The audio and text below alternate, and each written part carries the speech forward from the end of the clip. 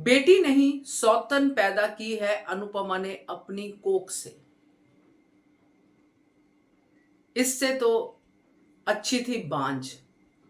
नमस्कार दोस्तों, स्वागत है आपका आपके अपने चैनल हंग्री स्पिरिट्स में। हंग्री स्पिरिट्स देख रहे सारे दर्शकों का मैं अंजू शर्मा दिल से स्वागत करती हूं। तो आज की कड़ी देखकर, पाखी का रवैया देखकर, बहुत ही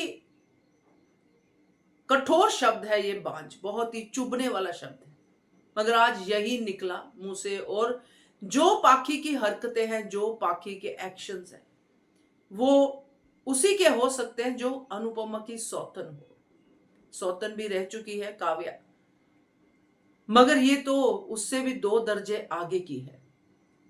तो बात करते हैं, क्योंकि ये अब दिन ब दिन और बढ़ता जा रहा है और कहीं पे भी अंकुश नहीं है।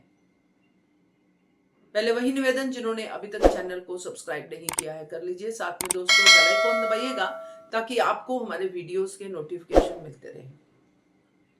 जो भी पाखी का रवैया है ये बेटियों वाला तो नहीं है, ये सौतनों वाला ही रवैया है कि तेरा घर बन जाएगा, ये हो जाएगा, हमारा क्या होगा, हमें लूट लिया, हमें, मतलब कहने का कि सौतने ही मुकाबला करती हैं अपनी सौतन से। तो ये पाखी का जो जिस तरह का रवैया है, ये वो पाखी है जो अनुपमा की बेटी है, जिसको अनुपमा ने अपनी कोख से पैदा किया है। तो हम राही या माही से क्या शिकायतें करें? तो क्या कभी अनुपमा को यह ख्याल नहीं आता कि इससे अच्छी तो मैं बांझ थी? क्योंकि उसकी सबसे बड़ी प्रॉब्लम तो उसके बच्चे हैं, उसके पाखी तोशु है। कौन अपनी मां को बिना किसी बात के, लड़ाई झगड़ा हो तो समझ में आता है, बिना किसी बात के इतनी बातें सुनाता है? कौन अपनी मां से इतनी जलन कर सकता है? जलन शब्द, इतनी ज्यादा जलन का ये जो कॉन्सेप्ट है, ये सौकन सौतन जो भी हम कह ले, उसके बीच में ही आता है। तो दर्शक भी देख देख के अब इरिटेट हो चुके हैं कि क्यों अनुपमा के पास एक ही जवाब होता है पाखी के लिए।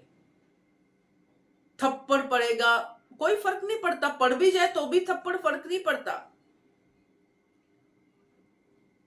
क्यों ये कॉन्सेप्ट मेरे दिमाग में आया कि ये सौतन है अनुपमा की?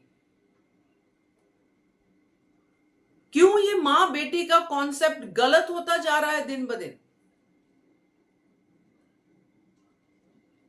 ये बहुत ही टॉर्चर है एक्चुअली। क्योंकि मां बेटी का रिश्ता ऐसा रिश्ता होता है जो मोस्टली आपको देखने को मिलेगा। आज बहुत सारी माएं बेटियां ये वीडियो भी देख रही होंगी, अनुपमा भी देखती होंगी, वो भी ये सोच के हैरान होंगी कि कौन बेटी अपनी मां से इतनी जलती है और बदले लेती है, जबकि कुछ है ही नहीं। किस बेटी को अपनी मां की ये अच्छाई नजर नहीं आती है कि मेरी मां ने मुझे कई जगह से बचाया? किसको नजर नहीं आती है? हर बार ये ऐसे सौतनों की तरह क्यों अनुपमा के साथ बिहेव करती? क्यों कोई उसको मुंह नहीं तोड़ता है कि तू अपना घर तो कभी बसा ही नहीं पाई, दूसरों का क्यों नहीं बसने देती? क्यों ऐसे शरीर को, ऐसी आत्मा को जो पूरी तरह से पॉल्यूटेड है, उसको शाह हाउस में रखा हुआ है? यही मजबूरी है ना कि कोख से पैदा किया है, इसलिए रखा हुआ। यही मजबूरी नजर आती, और तो कुछ नजर नहीं आता है। तो मैं तो यही कहूंगी कि इससे अच्छा तो अनुपमा बांझ ही होती, ना तोशु पैदा होता, ना पाखी पैदा होती। क्योंकि समर तो पैदा हुआ और बेचारा चला गया, तो इनको तो पैदा ना ही करती अनुपमा तो अच्छा था। क्योंकि ये कहीं से भी, किसी भी रिश्ते में अनुपमा के साथ फिट नहीं होते हैं, सिवाय इस रिश्ते के कि एक जलन का रिश्ता है इनका और एक यूज एंड थ्रो का रिश्ता है, बस। और कोई रिश्ता नहीं है। टूटा हाथ नहीं दिखता, चोट नहीं दिखती।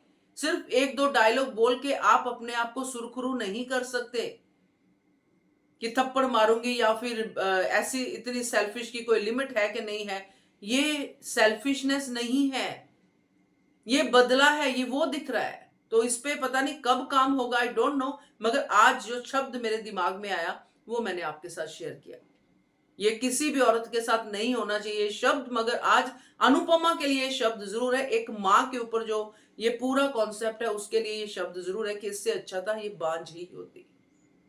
एक ही ताना सुनने को मिलता कि बच्चा पैदा नहीं कर सकती, यहाँ पे बच्चों को पैदा करके 9 महीने पेट में रख के वो दर्द सह के बच्चों को बड़ा करके उसके बाद भी उनका रिस्पॉन्सिबिलिटी उठा उठा के जब यही सर पे गिरना है, जो आज गिरा है, जो कल भी गिरा था, जो पिछले पूरे कई सालों से गिर रहा है, वही होना है, तो फिर क्या फायदा।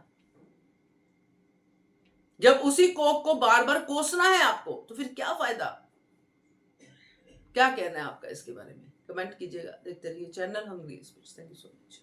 Subscribe to our channel by clicking the subscribe button. Click the bell button and enjoy the latest uploads from our channel.